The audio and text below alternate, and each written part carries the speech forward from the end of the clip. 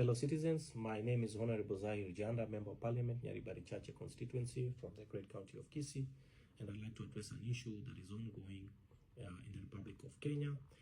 This is in regards to JB Muturi, the former AG of the Republic of Kenya, because I feel that the former AG is yet to heal from his removal as the Attorney General. He also has a very high sense of entitlement, and Kenyans need to ask themselves, why will he have kept quiet about the abduction of his son and come and talk about it now, 7 months down the line? I mean, it is not right, you know.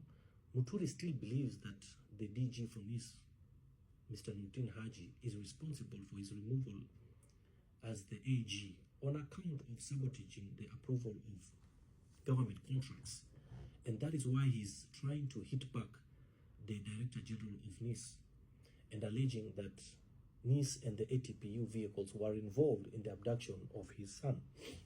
Muturi sat in the National Security Committee together with the DG for NIS, Mr. Haji. So why didn't he approach him then to inquire about the allegations and raise those issues?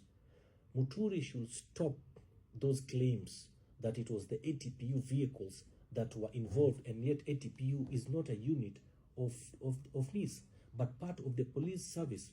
1 minute, he's talking about ATPU cars. The next minute, he's actually talking about NIS cars. And by the way, Mr. Nurdin Haji has no police officers under his command. So why are you bringing the DG of NIS here into this mess?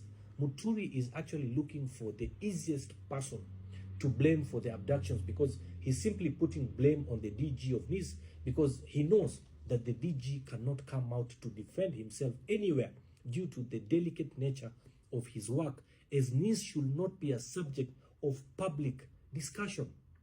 And Muturi knows that if he puts blame on the DCI or the police officers, they will go after him and they want him to prove his allegations and eventually even charge him.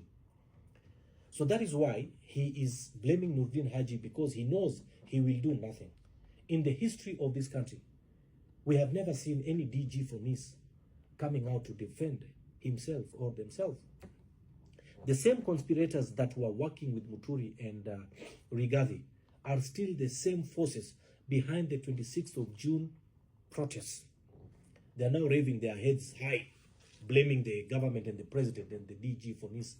On the same way, on the 26th of June 2024, the DG, the Rigathi Gachagua blamed the Nurdin Haji for all his woes.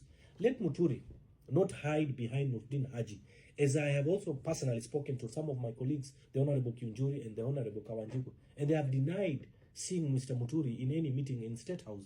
Muturi's statements are full of contradictions, and one can tell that they are futile imagination of a person who is about to lose his job and cannot actually heal.